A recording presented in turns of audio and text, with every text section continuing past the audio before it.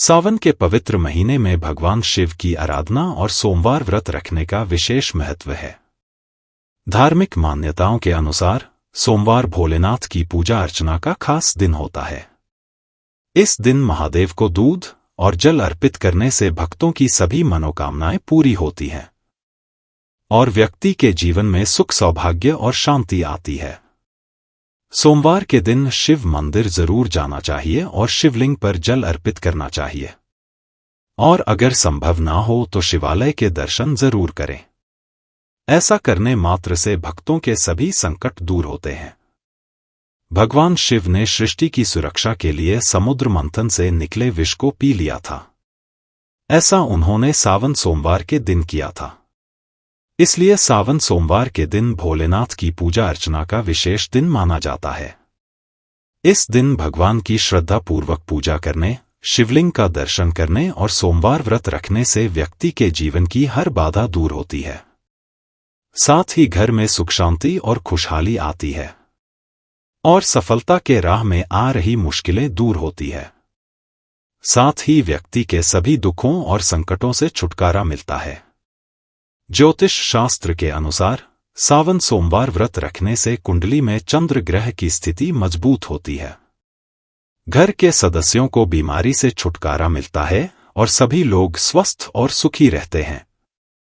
मान्यता है कि सावन सोमवार का व्रत रखने से शादीशुदा महिलाओं की वैवाहिक जीवन में आ रही समस्याओं से छुटकारा मिलता है और मैरिड लाइफ में खुशहाली आती है। सावन सोमवार के दिन भोलेनाथ की आराधना व्रत रखें। संभव हो तो जलाभिषेक करें या रुद्राभिषेक करें। इसके साथ ही इस दिन शिव मंत्रों और महामृत्युंजय मंत्र का जाप जरूर करें। सावन सोमवार व्रत कथा। किसी नगर में एक धनवान साहूकार रहता था जिसका व्यापार दूर दूर तक फैला था। यश कीर्ति, मान सम्मान और धन दौलत व्यापारी के पास ये सभी चीजें थीं। जो नहीं था वो था पुत्र। साहूकार निसंतान थे और इस बात की चिंता उन्हें हमेशा सताती थी कि उनके जाने के बाद व्यापार कौन संभालेगा। पुत्र की कामना हेतु व्यापारी हर सोमवार को व्रत रखने लगा।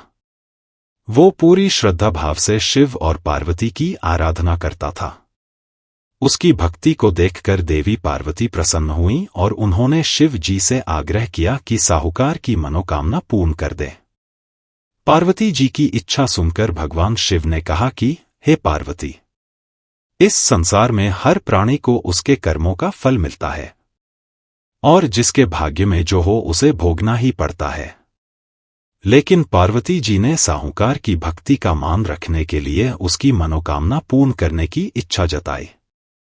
इसके बाद महादेव ने व्यापारी को पुत्र प्राप्ति का वरदान तो दिया, लेकिन साथ ही यह भी कहा कि उसके बालक की आयु केवल 12 वर्ष होगी।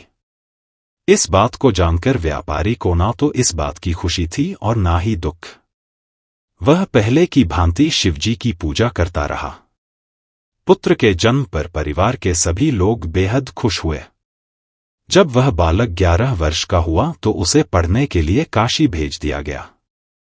साहूकार ने पुत्र के मामा को बुलाकर उसे बहुत सारा धन दिया और कहा कि तुम इस बालक को काशी विद्या प्राप्ति के लिए ले जाओ और मार्ग में यज्ञ कराना। जहां भी यज्ञ कराओ वहां ब्राह्मणों को भोजन कराते और दक्षिणा देते हुए जाना। इस तरह मार्ग में यज्ञ कराते हुए दोनों एक नगर में पहुंचे जहां राजा की पुत्री की शादी थी। लेकिन जिस राजकुमार से उसका विवाह होने वाला था वह एक आंख से काना था। उसके पिता ने सच्चाई छुपाने के लिए साहूकार के पुत्र को दूल्हे की जगह बिठा दिया, परंतु बालक ईमानदार था और उसे राजकुमारी को धोखा देना न्याय के विरुद्ध लगा। मौका मिलते ही उसने राजकुमारी की चुन्नी के पल्ले पर लिखा कि तुम्हारा विवाह तो मेरे साथ हुआ है, लेकिन जिस राजकुमार के संग तुम्हें भेजा जाएगा वह एक आंख से काना है। मैं तो काशी पढ़ने जा रहा हूं। जब राजकुमारी ने चुन्नी पर लिखी बातें पढ़ी तो उसने अपने माता पिता को यह बात बताई। राजा ने अपनी पुत्री को विदा नहीं किया, जिससे बारात वापस चली गई।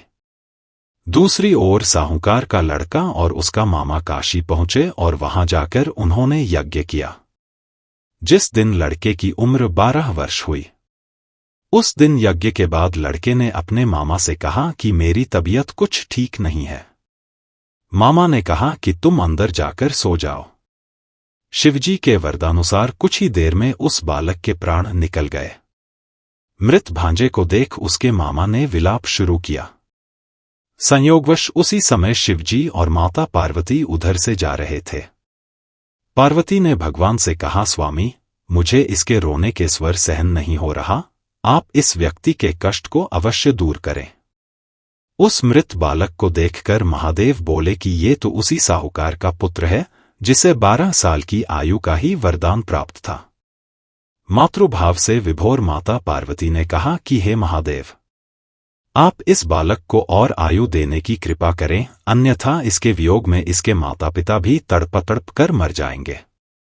माता पार्वती के आग्रह पर भगवान शिव ने उस लड़के को जीवित होने का वरदान दिया। शिवजी की कृपा से वह लड़का जीवित हो गया। शिक्षा समाप्त करके लड़का मामा के साथ अपने नगर की ओर चल दिया। वापसी में वो दोनों उसी नगर में पहुंचे जहां उसका विवाह हुआ था। उस लड़के के ससुर ने उसे पहचान लिया और महल में ले जाकर उसकी खातिरदारी की और अपनी पुत्री को विदा किया। इधर व्यापारी और उसकी पत्नी भूखे प्यासे रहकर बेटे की प्रतीक्षा कर रहे थे। उन्होंने प्रण कर रखा था कि यदि उन्हें अपने बेटे की मृत्यु का समाचार मिला तो वह भी प्राण त्याग देंगे। परंतु अपने बेटे के जीवित होने का समाचार पाकर वह बेहद प्रसन्न हुए। उसी रात भगवान शिव ने व्यापारी के स्वप्न में आकर कहा, हे श्रेष्ठी, मैंने तेरे सोमवार के व्रत करने और व्रत कथा सुनने से प्रसन्न होकर तेरे पुत्र को लंबी आयु प्रदान की है। इसी प्रकार जो कोई सोमवार व्रत करता है या कथा सुनता और पढ़ता है, उसके सभी दुख दूर होते हैं और समस्त मनोकामनाएं पूर्ण होती हैं।